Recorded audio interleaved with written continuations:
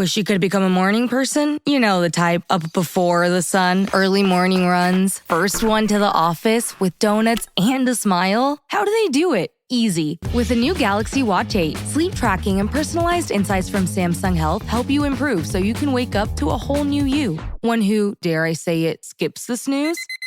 It's possible. Train your sleep with Galaxy Watch 8. Learn more at Samsung.com. Requires compatible Samsung Galaxy phone, Samsung Health app, and Samsung account. For a limited time at McDonald's, get a Big Mac extra value meal for $8. That means 2 all-beef patties, special sauce, lettuce, cheese, pickles, onions on a sesame seed bun, and medium fries, and a drink. We may need to change that jingle. Prices and participation may vary. This podcast is supported by FX's English Teacher. Last year's critically acclaimed series returns to follow Evan, Gwen, and Marky as they vie for their students' divided attention.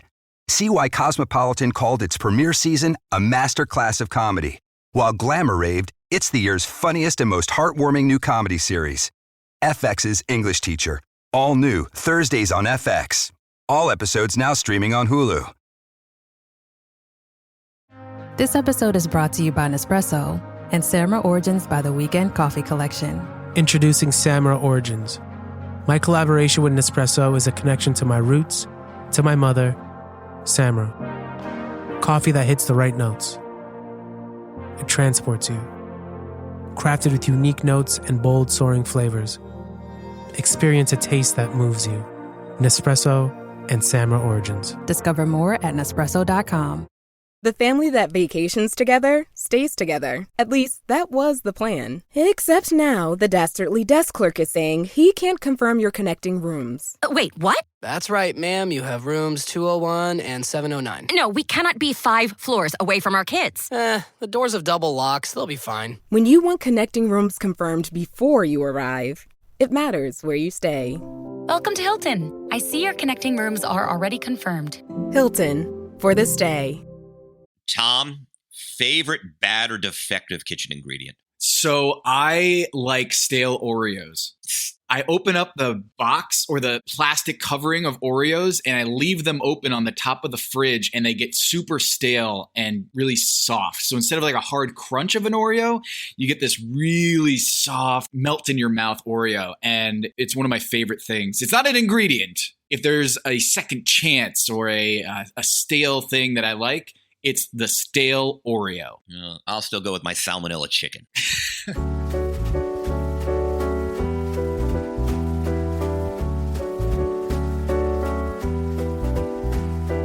This is Pack Your Knives. I'm Kevin Arnovitz. And I'm Tom Haberstroh. Tom, there is a lot going on Top Chef. We got some last chance kitchen stuff. We like double episodes. The losers bracket is percolating. People are coming in. People are going out. It is the moment of chaos at the middle of a Top Chef season. Yeah, as if we didn't get enough of a curveball when Tom Colicchio came onto the scene at the end of the last episode and said, Gabriel and Nelson, you guys are going off into an immediate last chance kitchen playoff. I was like, wow, that's quite a curveball. And then they had another just total wrinkle in this with Nelson having the knee injury. And we had a part 1 and a part 2 because Nelson was out. They had to kind of MacGyver a new last chance kitchen incumbent. It was very, very confusing, Kevin. And I hope we can both hash this out together because I'm not quite sure I knew what happened. Nelson, strained MCL, will not play. That was sort of what came out of the elimination when Gabriel and he as a tag team or as a team finish at the bottom. They get thrown to Last Chance Kitchen, where they are scheduled to face off against Jamie, who is the incumbent Last Chance Kitchen champion. But, as you said, Nelson can't play, so it's going to be a head-to-head. It is going to be Gabriel versus Jamie to return to the big show. Tom comes out and says they're going to do a kind of like what your first dish that you cooked when you were a kid. Melissa King comes out and does that one with them, and Jamie goes with the rice. She does a rice cake with a soft scrambled egg with crab and lapchang oil on top. Then Gabriel with the eggs anchovy paste, basically an umami bomb with a corn cob custard. I thought both of these dishes, Kevin, looked really good. And I make an omelet every morning, so I really appreciate a good omelet. And Gabriel catches his second L here with Jamie winning and getting back into the race. And I thought, okay, I know there's a part 1, Kevin. I didn't know what was going to happen for a part 2, but they always have something interesting. What did you think about that part 1 with Jamie and Gabriel? Yeah, I mean, look, it's 2 crowd pleasers. I like you, I love an omelet. Do some tomato confit, that porcina anchovy butter look good, the corn custard, late fall. Like, he puts together a really nice looking plate. The problem is that kind of Jamie takes on more risk, because I think doing a crispy rice, like fried rice, is that requires time, and is she going to nail the crisp? But who doesn't love lapchong fried rice, like the old Chinese sausage, and she has that sambal ginger sauce. So it was like, to me, it was sort of one of those things where looking at it, it was like, hey, steak and eggs, it's a great dish, nice components. If she nails the higher degree of difficulty dish here, she's going to win, and she did. When I got terminated, I didn't think I was going to come back, but I went Arnold Schwarzenegger on everybody. I'm back. Then we get another round of Last Chance Kitchen, the part 2 of this Last Chance Kitchen, which we always love to watch. Brittany, Roscoe, Sasha, Kiki, and Gabriel do a cook-off to get back into the Last Chance Kitchen competition, not necessarily the Top Chef competition. I was a little confused by this. I thought maybe Jamie and someone else was going to get back into the competition. It wasn't totally clear at this point what the stakes were in this Last Chance Kitchen, right? It took me a while to realize, and then it was like, oh, okay, with Jamie returning to the big show, they need a new incumbent, right? So someone's going to be bounced at the end of the main episode, and who are they going to face off against? Because there is no one there. So they needed a new kind of incumbent Last Chance Kitchen chef. But couldn't that be Gabriel? Like, why couldn't that been Gabriel? It's a good question, and I don't know, man. That's one for the commissioner. It's interesting. I mean, I wanted to see Roscoe get back into it, or Brittany, Sasha, any of these that didn't really have a long tenure on the show. It was good to see them cooking back again. So one of the debates in my household is the extent to which Last Chance Kitchen is too forgiving. And let me explain. I think you and I have talked at length, and I would challenge anyone who disagrees that Last Chance Kitchen is sort of the ultimate digital product for a reality competition show. Like, it is brilliant, right? The fact that we get really excited for another 12-minute mini episode, you get to see what essentially you love about the show. It's great. I am very open to the idea that there should be a loser's bracket where, through great challenge, you can get back to the main show for a final 5 or so. Yeah. I do think I am sympathetic to the argument in my household that just letting someone win a couple of weeks and get back in a final 9, like it does cheapen survival to some extent. And I want to kind of get where you are on this. I mean, look, I love Jamie as a chef. She's not on my team, but it's great to see her back. But I am sympathetic to the argument that you start getting to participation trophy land a little bit when, oh yeah, just everybody come back in. Like so where are you on the overall? Because, by the way, let's not forget, Tom, returning to the show is a very recent advent of Top Chef. That is the last few seasons. And I just kind of want to get a sense of where you are on a broader scale on, hey, you lose and then you come back. 2 things. One is, do they have to do it twice? Because Jamie's coming in now, and it looks like they're going to do another Last Chance Kitchen re-entry into the competition. So there is a competition committee making the decision, Kevin, saying Last Chance Kitchen is not just one re-entry into the competition, it's 2. So I question that there. The other thing I want to think of is, what if they just had like a point system where all of the eliminated chefs can compete every episode? So it's not just like a one-on-one battle. It's points accumulated over time. So that way you're almost incentivizing an older chef to get back into the competition rather than just like, oh, Jamie just got eliminated and she's back. It might bring some more interesting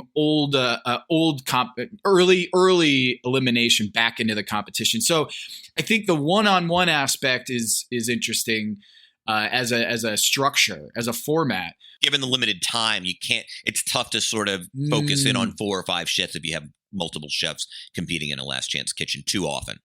I don't want to nitpick on Last Chance Kitchens because we both love the show. We love it, yeah. But I hear you is that Jamie's eliminated and then quickly jumps back in. And like Joe Flam a few years ago was eliminated, came right back in, and then won the whole damn thing. It does seem like sometimes we get someone who just hops out of the competition right back in, and it doesn't have too much weight. Like when people are eliminated, you're kind of like, yeah, but we might see them back in a week or two. So I love Last Chance Kitchen, and I love seeing all of these chefs compete.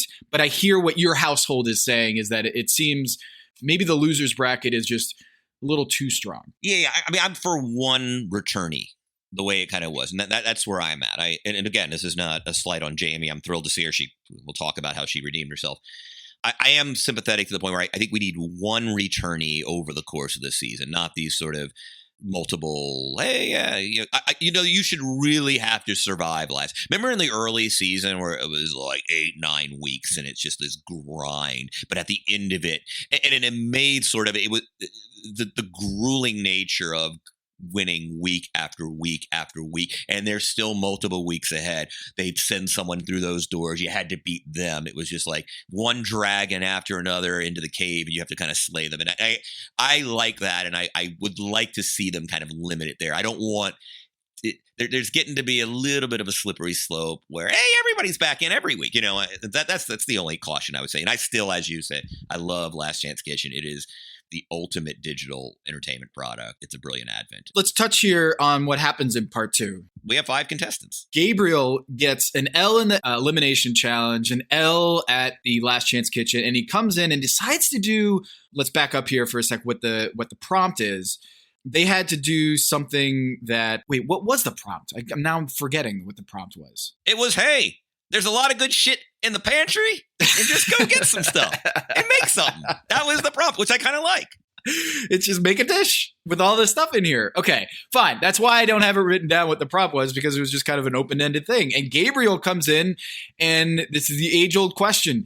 Do you do something that you screwed up on or given them so many times, or do you do something new? And he decides, Gabriel, to do a proteinless salad with plums and watermelon and tomato and spices and smoked feta. Turns out to be an excellent dish, even though it wasn't something that he's been doing a lot on the show. He loves this salad. He says he eats it a lot. Roscoe ends up with the red rice with shrimp and low country farro. It was with pancetta. It looked so good. Looked really good. Brittany comes in with the schnitzel with pork and caper lemon butter salad. Sasha with this Calabrian chili with ricotta eggs, pasta, doing pasta in 30 minutes. Tom says, like, what are you thinking? And she pulls it off. Kiki with the pomegranate relish and sardines with the yogurt. I did not think that looked appetizing at all, Kevin. Oh, I love sardines. I'm on team tinned fish. Remember, yeah, but the yogurt, I don't know. I love fish from a tin. I love that Portuguese, all those canneries. I love that stuff. So I thought it was a really gutsy move. It was interesting with Brittany because, I mean, that is her signature. I mean, that is a dish that has won her Beard Awards. And so to watch a chef kind of on their last leg sort of say, you know what? She even said, I'm not going to leave Top Chef without doing a pork schnitzel, which is what she does in her Virginia restaurant, her renowned award-winning restaurant. The Gabriel thing was fascinating. We saw a little shade from Kiki saying, look, all I've seen is the guy do is steak. And so he comes and does a very bright salad. Looked really good. Although it is, I got to tell you, Tom, I was a little surprised strategically. I think it's one thing to sort of say, let's switch it up.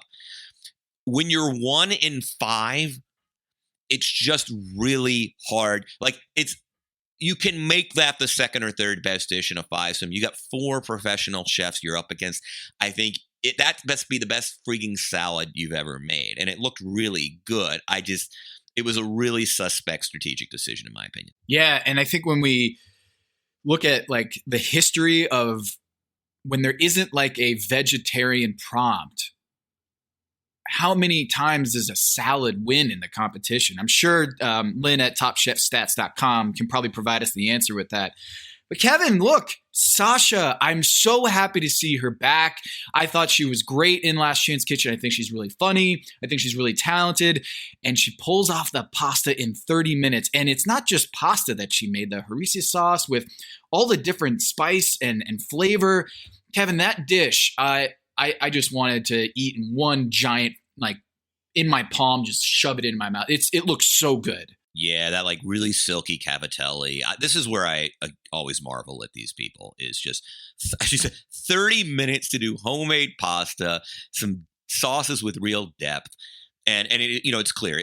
Look, he's going to take he's going to award the best tasting dish, but you have to defer and just honor somebody who's able to freaking pull that off in half an hour. Worse is, again, no disrespect to Gabriel's salad, which looked delicious. I think I'd love that salad. It's just, look at the degree of difficulty.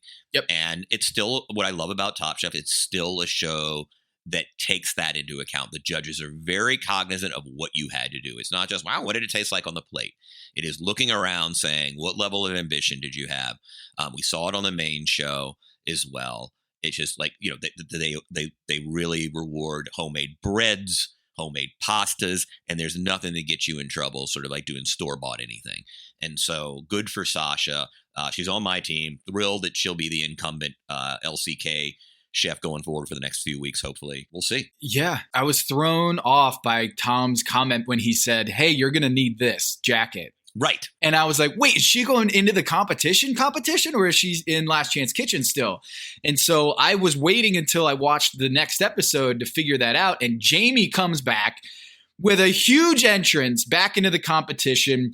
Padma says, it seems like I don't think I can remember a re-entry with as grand of an applause and excitement than what we saw with Jamie coming back. Not just her personality, but I think I feel like she is a really good chef and someone who I think got a little bit of a raw deal on her exit, and I'm excited to see her back, just as excited as everyone else.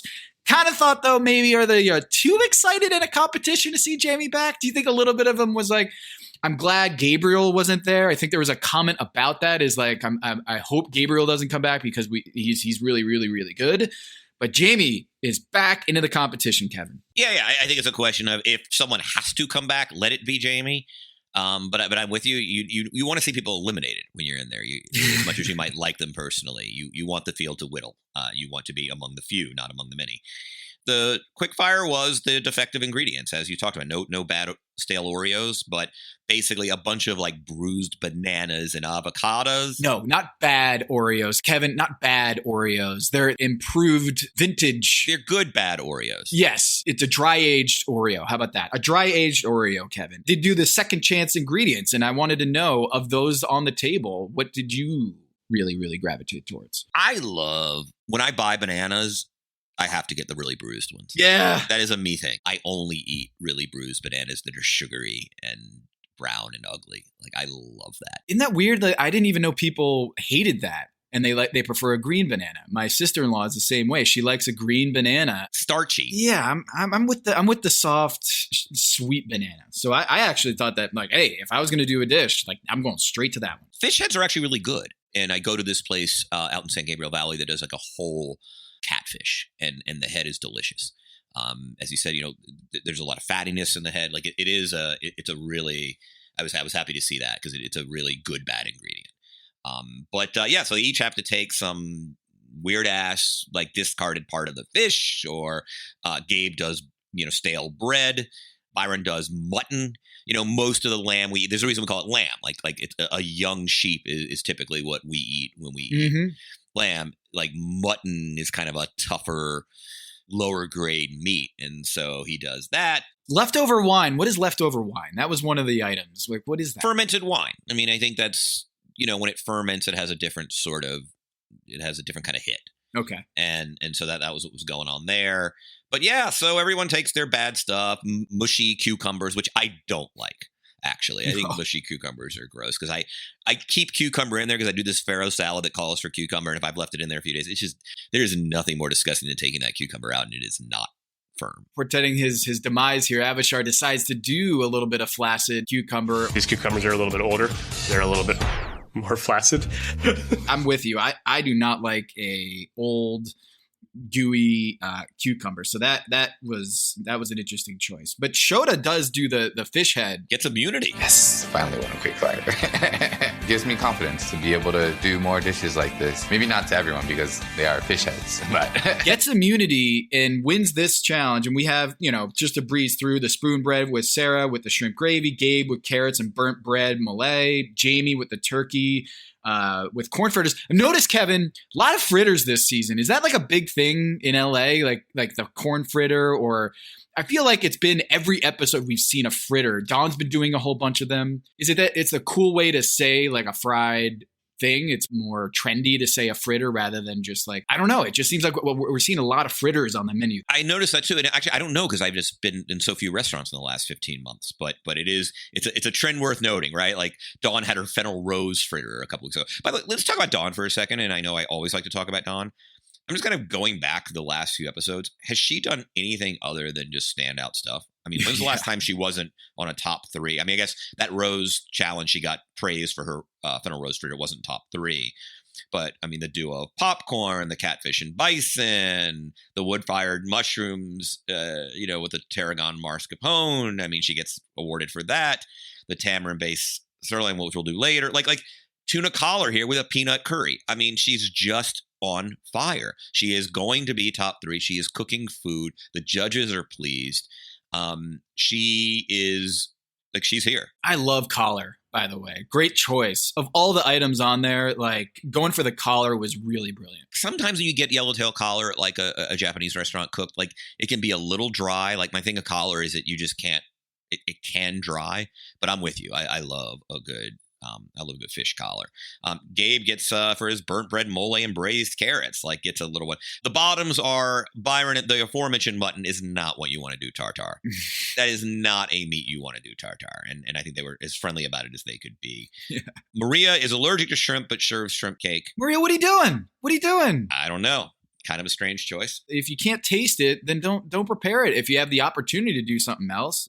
She really likes a good challenge. She challenges herself. The banana salsa, okay, fine. But doing the shrimp cakes, I question that decision, Kevin. Yeah, it is a strange choice. And Avishar, his sort of his Jingdu style turkey chop, which is kind of like a sweet sauce you see on like kind of Chinese rib recipes, was dry. Had too many sauces. He had a chili yogurt. He had another sauce, the Jingdu. So he gets dinged there. And then we go forward to the elimination challenge, which is to prepare 65 meals for frontline workers, Tom. And like, this is a really good challenge. And again, something Top Chef does really well is sort of like, whether it's news of the day or sort of larger context for a challenge, they do this exceptionally well.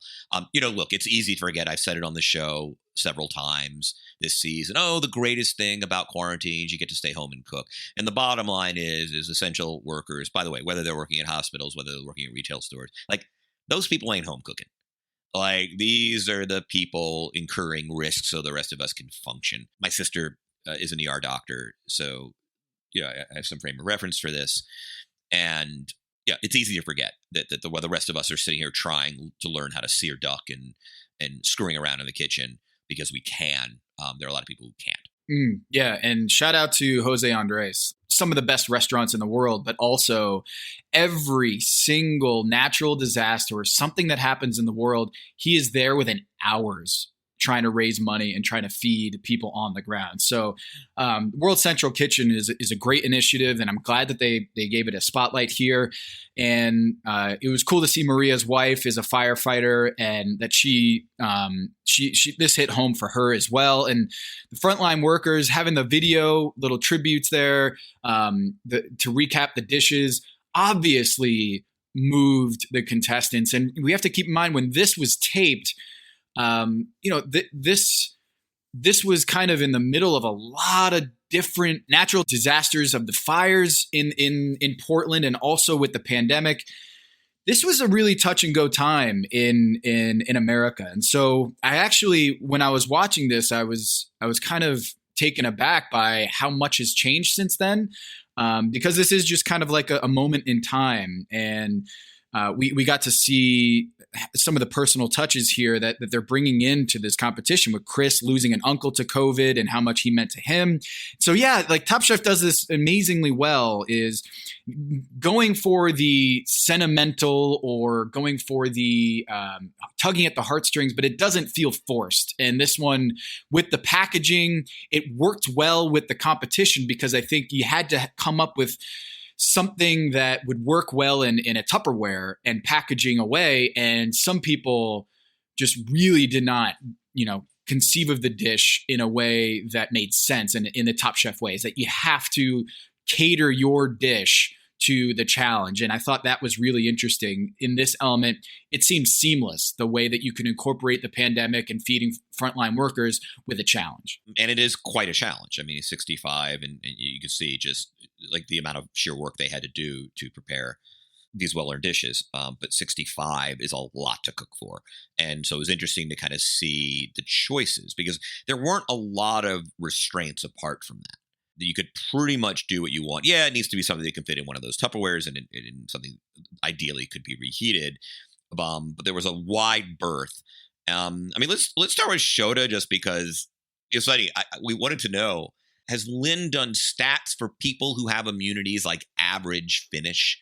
Like actually, we don't know. I mean, I think it's understood that Shota would have been on the bottom. I don't know. I kind of remember lots of times where they go to the bottom and they say, you would have gone home. You're lucky you got immunity. You would have gone home if it weren't for winning the quickfire earlier. So the stat that Top Chef Stats does have is challenges won with immunity. There's been 14 winners of the immunity, but I don't have anything here about the phone it in factor. The phone it in bottom 3 with immunity. So that's something, Lynn, if you're listening, we'd love to have, is what percentage of contestants with immunity finish in the bottom 3? And is that disproportionate to the normal rounds of Top Chef? But as you said, it's difficult because, I mean, I feel like sometimes they don't put them on the bottom because they're not going to get voted out. So why put them on the bottom kind of thing?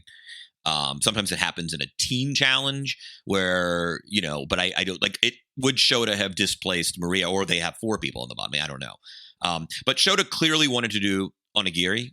Like, he wanted to do rice balls. It's a great idea. It's perfect for one of those things. And it seems like when he realized, hey, you need the short grain rice for like sushi rice versus basmati rice, very different things, like almost entirely different grains.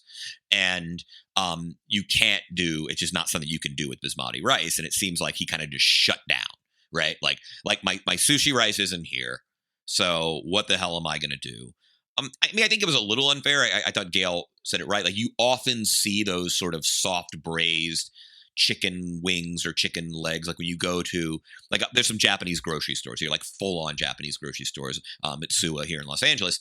And, they have sort of a, hey, takeout section, right? And here are some dishes you can go home and warm up, almost exactly the same conceit. And often it is that sort of soft, and I'm with Gail, like there's something unpleasant about it, but yet it is sort of a staple of Japanese to-go cooking, is sort of the not rubbery skin, but the sort of soft skin rather than the crispy skin, sort of boiled chicken.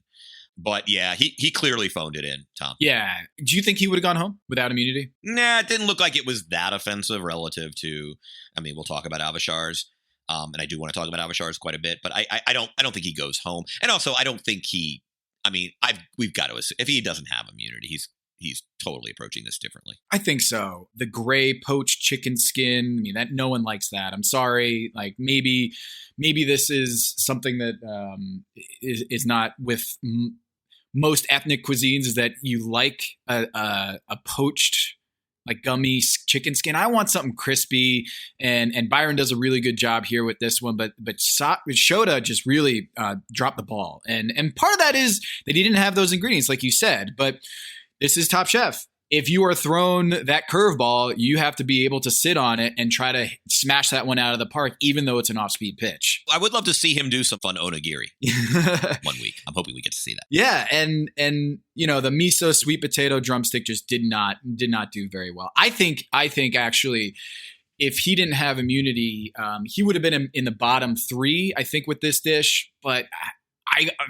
Hello, listener. It's producer Maze here to talk to you about Kindred. Now, close your eyes like Owen Wilson during a job interview and imagine a way to travel that feels personal, comfortable, and connected without the price tags and the sterile feelings of hotels or short-term rentals. Now open your eyes and stop using your imagination because Kindred has made it very real. That's exactly what they do. Kindred is a members-only home swapping network. It's not a hotel. It's not a short-term rental. It's a smarter way to travel where each stay feels like home. Here's how it works. With Kindred, your home is your ticket. You earn credits by hosting fellow Kindred members, and then you use those credits to stay in over 220,000 homes in more than 100 cities worldwide. There are no hotel costs or rental fees, just the credits that you've earned. Every stay comes with white glove service, 24/7 trip support, and $100,000 in host protection. Make it easier for you to travel and enjoy yourself and not worry about details. I've used Kindred and I found an amazing home for a weekend getaway in an idyllic location with amazing views and great ambiance. It had everything I needed. And the best part was, it cost me $0. So apply now at livekindred.com and use code DINGS to join for free. Plus, you'll earn 5 nights of travel credit just for signing up. That's right, that's 5 whole nights for free at livekindred, KINDRED.com, code DINGS, DINGS, livekindred.com, code DINGS. Listener, listen up. This is important, okay? I'm going to try to save you some money here. If you're still overpaying for wireless, it's time to say yes to saying no. At Mint Mobile, their favorite word is no. You may think like, oh, that's bad. No contracts, no monthly bills, no overages, no hidden fees, no BS. Here's why I said yes to making the switch and getting premium wireless for $15 a month. You heard that correctly. $15 per month. Ditch overpriced wireless and the jaw-dropping monthly bills. And of course, there are all these hidden fees and stuff, but at Mint Mobile, plans start at $15 per month. All the plans come with high-speed data, unlimited talk and text. You're not doing like weekend and nighttime minutes or anything like that. And it's delivered on the nation's largest 5G network. Use your own phone. Don't have to get a new phone. Use your own phone with any Mint Mobile plan and bring your phone number along with all of your existing contacts. I switched months ago. People have asked, did you actually switch? Yes, I actually switched months ago. And I don't know what to do with all this extra money. I've cheated the system here. I've rigged something. This is an Ocean's 11 situation where I'm stealing wireless from Mint. That's how good a deal it is. Ready to say yes to saying no? Make the switch at mintmobile.com/dings. That's DINGS. That's mintmobile.com/dings. Upfront payment of $45 required, equivalent to $15 per month. Limited time new customer offer for first 3 months only. Speeds may slow above 35 gigabytes on unlimited plan. Taxes and fees extra. See Mint Mobile for details.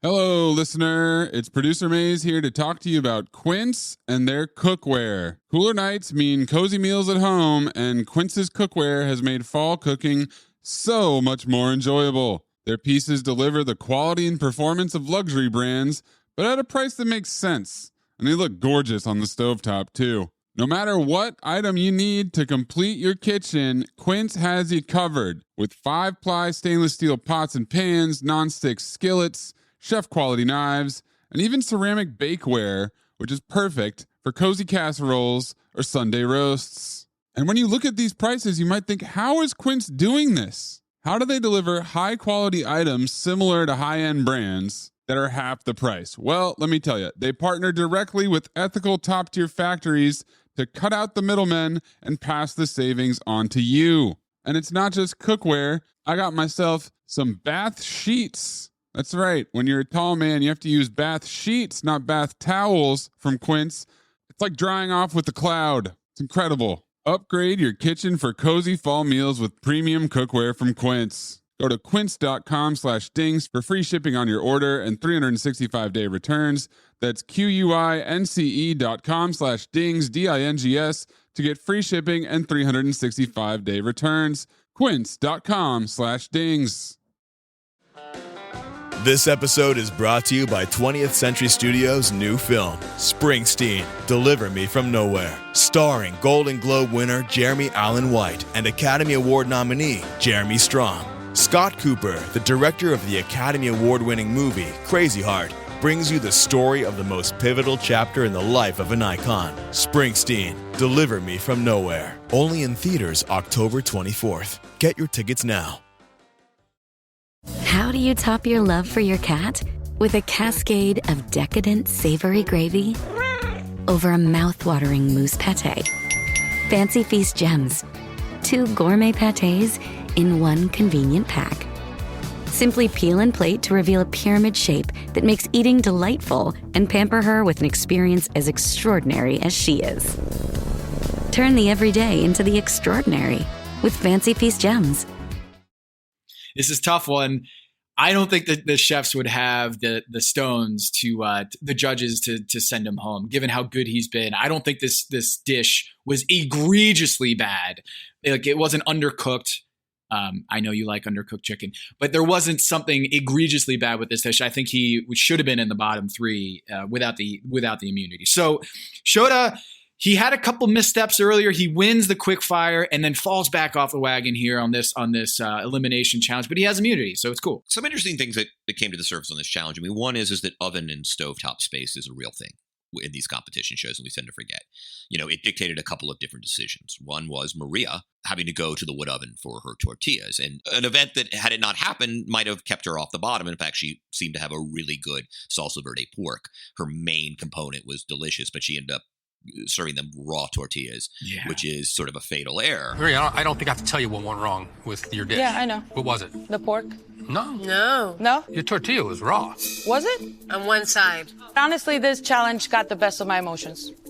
I thought the pork, the tomatillo gave it a really nice acidity to it. Thought it had really great flavor. And I thought the corn was nice. Oh, thank you. I thought you had the best stew of the day. I think if it wasn't for that tortilla, you wouldn't be standing here. I just made a rookie mistake. We also saw with Jamie, who ends up winning, where I believe she looked like she wanted to maybe roast her eggplant, but she's like, hey, there's just not enough space in the oven.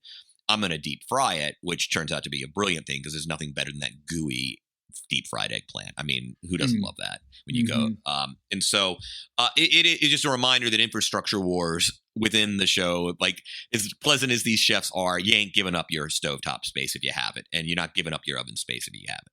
Yeah, I feel like when we have Chef Testins come on the show, Kevin, a lot of them talk about that. It's like, what you didn't see on this episode is that, I just had no cutting board or something like that, where I had no oven space or stovetop. So great point, pointing that out. And then you have Maria. Let me just go back to Maria for a second. When she goes to the judges table, I want your thoughts on this, Kevin.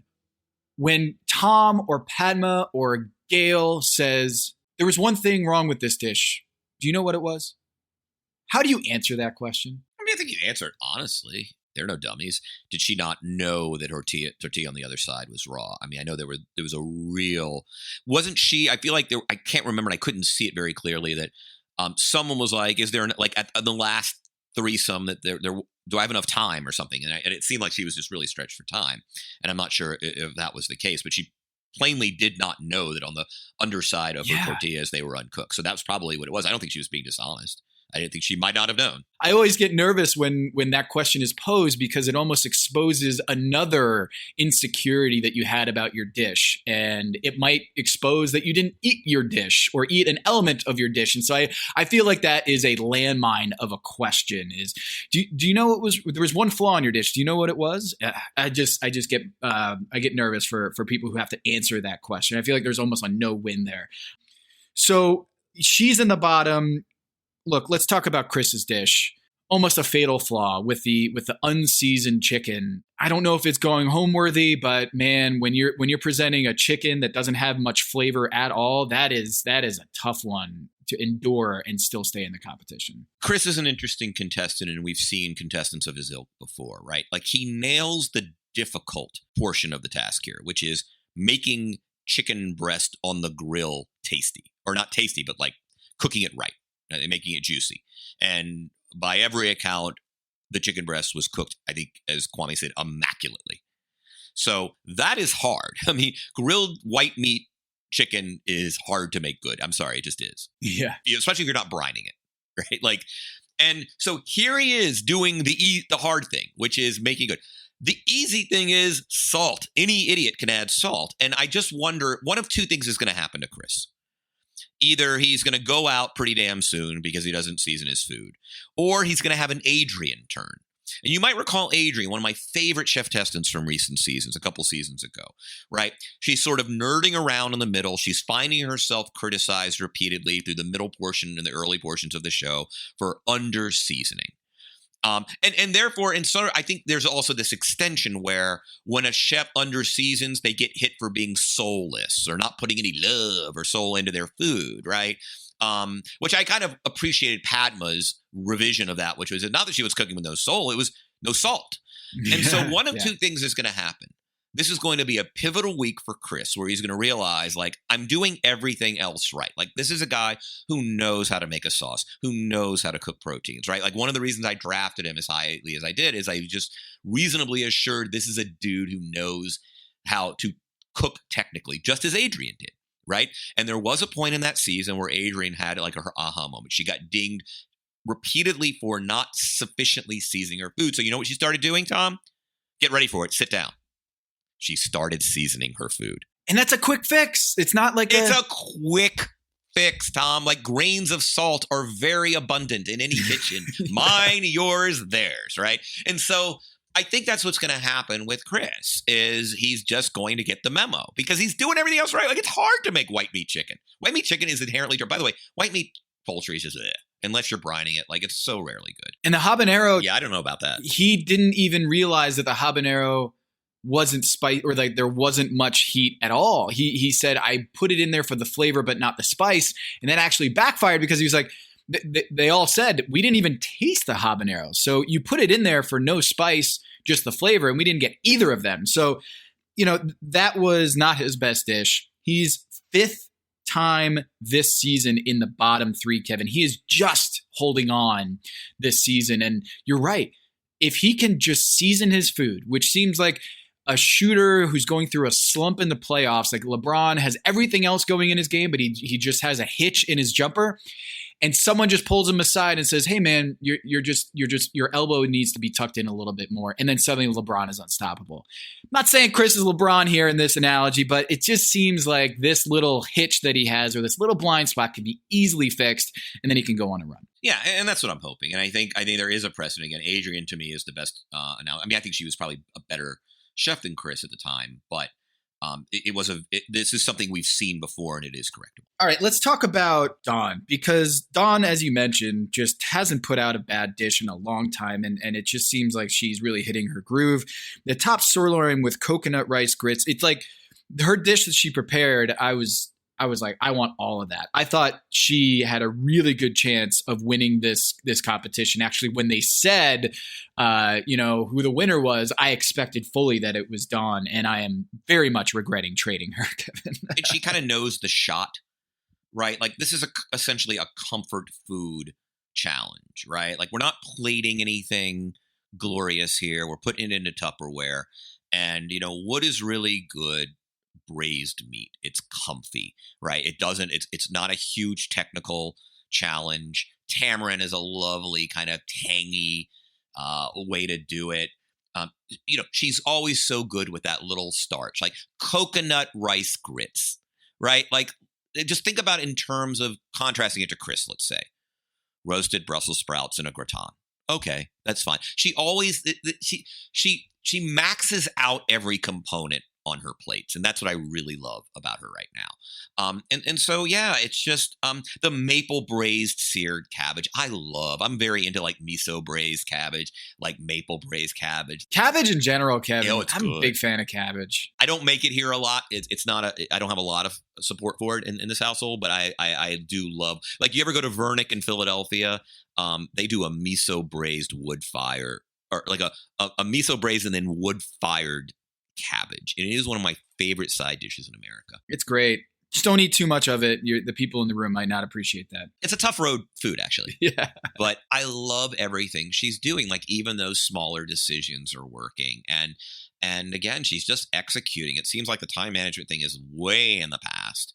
And I just think she's a force. Another one of your team members, Sarah, just comes in with the Mediterranean dish with the falafel, the veggie falafel with hummus and flatbread that she perfectly cooks or bakes. And Kwame says it was fluffy. and she incorporates what else? Mother yogurt. Oh, I know Malarkey was saying it on his power rankings that she's going to win this whole thing. And I can't disagree with that. I mean, she is just every time out, and the whole, like, I don't know what I'm doing. I don't know if it's going to taste good. And then it comes out and it's just like, oh, shucks, I'm one of the top 3. She is just so good, Kevin. Yeah. Hey, look, there's a reason yogurt is yogurt. There's a reason it's loved in the Mediterranean. It's loved in South Asia. It's loved in France. It's like yogurt's freaking good, and a yogurt mint sauce. Like falafel is just a winner. I mean, it's again really gutsy. You go with vegetarian item, but look, she knows how to execute, and it's a really everybody loves falafel and carrot hummus. Good for her. I'm thrilled. Sarah is yet emerging. I just feel like I'm seeing her on top pretty much every week in some form or fashion. And Byron had a really good dish. Byron's doing some good cooking, Tom. I know he's kind of the other middle.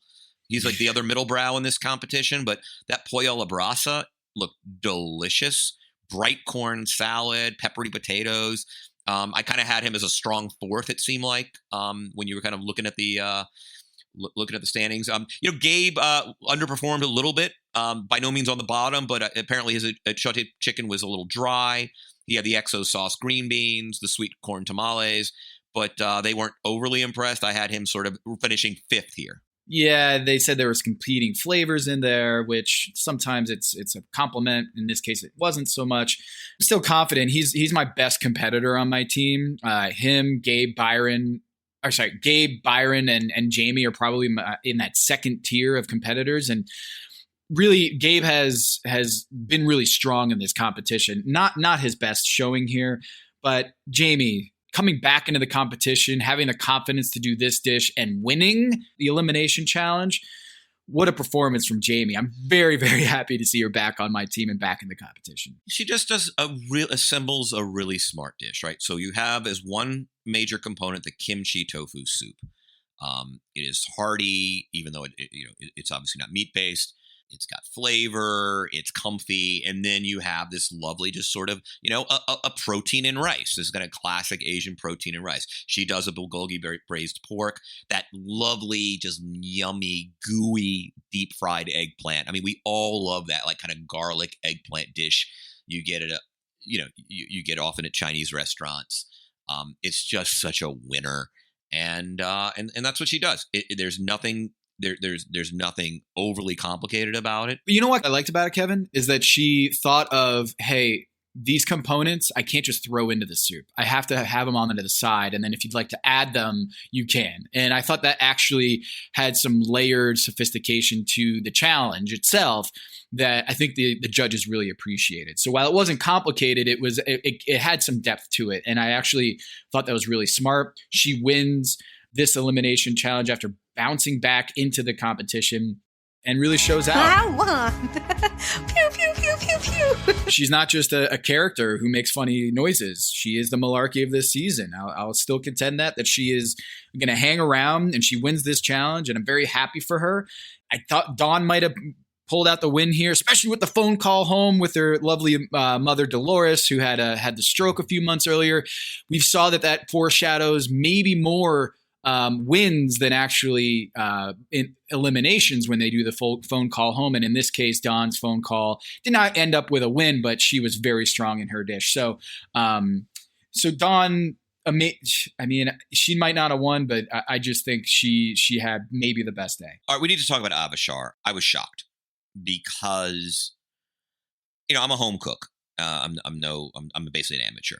But a thing I learned early on is anytime you make a stew, a curry, you always brown the meat first, right? Yeah. You always, you heat up the pan, you get it really hot, you season the meat on both sides, salt and pepper, really, that's all I ever do. And then you just sear it, brown it. You just get it. What it does is it locks in this flavor by kind of like caramelizing the flesh. And it is just essential. It is like any even basic home cook knows to do is when you're I make chicken curry here all the time. I do this like basil coconut green curry that we love. And it's just it's a basic home cook 101 thing. I was just shocked, and I adore Avishar. I really, and I've loved a lot of what he's done this season, but I was just like, yeah, really? Like it's something I learned 15, 20 years ago. Yeah, I'm shocked. And the comment where he says, like, I learned now that I gotta do that. I was like, wait, you didn't know this? Like, this, I feel like, is pretty basic stuff. And the fact that he is a molecular gastronomist, someone who works with the chemistry and the science of cooking, it seems like that would be in his wheelhouse. Is like, I gotta braise or I gotta cook that beef before I throw it in to that curry to retain, to encapsulate the juiciness and retain some of the seasoning and spice. It just, man, that really missed the mark. And I thought the concept of it, like a beef curry, Bengali style, with all the spices, it just seemed like, oh, that's going to be really good. And I was stunned to see that it was just so flat, with no flavor, and the protein wasn't cooked properly. This was as big of a miss as you can have on Top Chef, where there was no flavor, the protein was cooked improperly, and it just missed. And Avishar really surprised, like you, that he did not figure this out ahead of time. What's heartbreaking about it is, like, the concept is right. Like, when I was thinking about, you play that game when they announce what the parameters of the challenge are, like, what would I do? Right. And my thing is, I turned to her, I was like, you make a one pot meal, right? You're cooking for 65. You're just spooning stuff into, it's one of the reasons I sort of respected Chris is, like, he's grilling chicken for 65 rather than just sort of, browning protein for a big one pot dish. And it's like, I would argue that if he sears or browns the meat, like, it's hard for a Bengali curry to be anything other than pretty good. Like it's hard to be any worse than pretty good. Like, if you just sear meat with salt and pepper and then let it just and you've got sufficient spice in that stew, it's going to be it's certainly not going to send you home, because you're essentially just braising. It's not hard. And that's what was just so shocking about it to me. Again, as you said, what's interesting is he is a guy who understands sort of the science and chemistry of cooking. And so that simple browning is just such a basic concept of how to kind of lock in seasoning. Anyway, yeah, disappointing. I was upset. Avishar, please pack your knives and go. I'm so sorry. See you in Last Chance Kitchen. Not over yet. I'll do my best. Well, Kevin, this wasn't your best week on our fantasy team. Avishar goes home. He's on your team. And then Jamie wins on my team. So I get 15 points this week. You get 11. So I close the gap a little bit, but still you have a commanding 116 to 89 lead.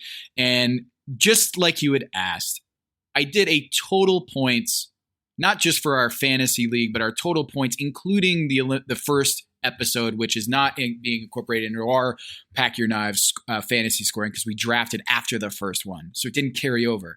But the leader in the clubhouse right now, if we're just doing accumulated points throughout the season, is Shota with 43 points, Sarah with 42.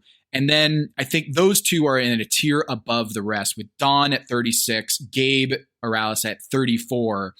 Those four are clearly separated themselves in the competition, but Shota and Sarah and Dawn, the three top scorers, all on Team Arnovitz. How do you feel? Look, I was tired of losing, man. And look, we got a long way to go. I'm not counting my chickens, but I was tired of losing. I was tired of losing. I'm becoming a better scout. I'm going Phoenix Suns, man. I'm firing all my scouts and just going to kind of do this by eye, whatever.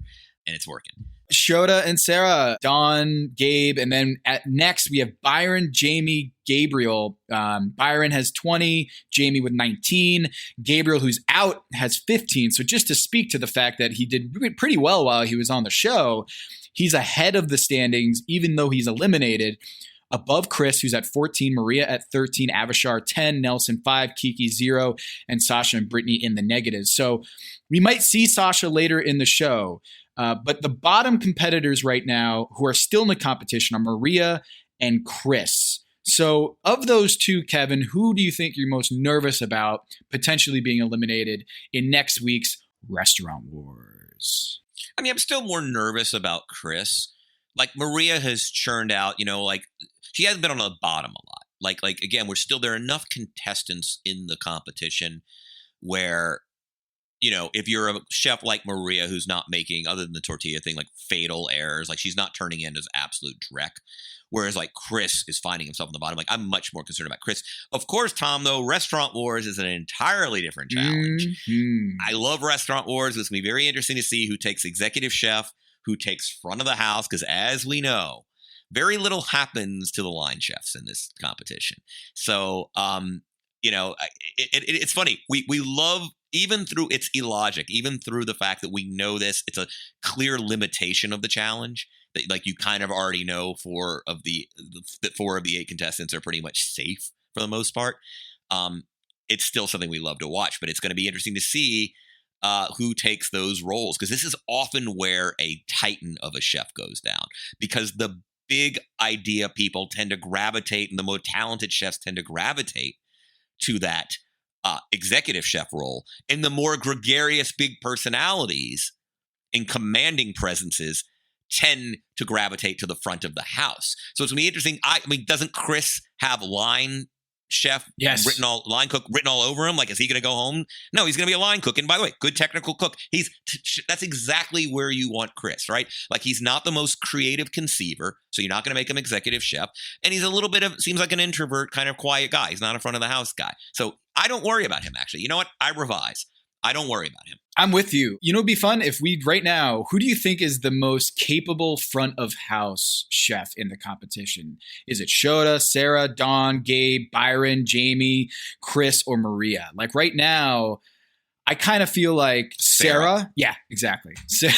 Sarah would be the pick for me. It's front of house. I mean, she's the single most pleasant person. Like, what do you hate at the front of the house? You hate attitude, right? You hate someone who acts like, aren't you lucky to be dining with us tonight? Mm-hmm. Mm-hmm. She's kind of winning, it's just easy. She would be front of the house for me. And I also get the sense that she's sort of also like very like closet competent. I'll tell you who else could be really good at the front of the house is Byron. Yeah. Yeah. I see that too. Great smile, great presence, easy to be around, almost seems reassuring in his general mood. Like that's a guy I'd have at the front of the house, provided he has organizational skills. I mean, one thing we don't know about these people, we learned the other week, Tom, that like when Sarah told us that Shota is actually kind of a little bit messy, kind of a little less organized, seat of the pants. Like, I didn't know that. Yeah, it doesn't seem like he'd be good at improv. Shota is not the best at improv. So if he gets something, that the line backs up, he might not be able to go to that second gear. So I think that's a great point about Byron. I also think that, given that he entertains Aspen and Hamptons, I feel like he puts on a show. He's able to put on a show and really like cater to, putting on a really an excellent experience, something that you can't just get by walking into a restaurant. I feel like he has a certain charisma that you need to have when you're having those like high net worth customers in Aspen and Hampton. So I think Byron and Sarah are probably my picks if I'm gonna pick for front of house in the next episode for Restaurant Wars. But we have Kristen Kish, who's gonna come back into the show. I was wondering when we were gonna see some of these Top Chef alums that were like Edward Lee, coming back to the show. Here we have Kristen coming back, and it's going to be a different Restaurant Wars. I'm not sure exactly how different it's going to be, but clearly if you're not going to be able to go into different arenas or different empty spaces in the public space, excuse me, they're going to have a different Restaurant Wars this year, and I can't wait to watch. There are a couple uncomfortable moments that we see in the preview, Kevin, where Melissa says, I feel really uncomfortable sitting here right now. So there's going to be some drama, and it's always great to watch Restaurant Wars, and it's going to be a little bit different, but man, here we are. Clear separation of 4 chefs, and I'm curious to see which ones go front of house and which ones go to the executive side, because Gabe, Dawn, Sarah, and Shota are probably the leaders in the clubhouse to pick one of those 2 roles. Very excited for Kristen Kish's return. She won. People forget she beat Brooke Williamson for Top Chef. I forget which season that was. It was Seattle, maybe. And just one of my absolute favorite chefs who's ever graced this show. So I'm thrilled. It's been really fun to see kind of the alums come in. Tom, very excited. Restaurant Wars, always a thrill. Memories of Lexington. Closing thoughts for you. I just am so excited for Jamie to come back. Her antics, yes, they're funny, but I think she has the potential to win this whole thing. And I'm glad to see that she's back, even if it seems a little cheap to have two people returning from Last Chance Kitchen. It's good to see her back. And yes, I'm a little biased because she's on my team. I need another horse to ride in this competition, Kevin, because I am really struggling with Gabe and Byron and Jamie leading the way. I need one of those three to enter into the top to compete with Shota and Sarah. For Tom Haberstroh, this is Kevin Arnovitz, and this is Pack Your Knives.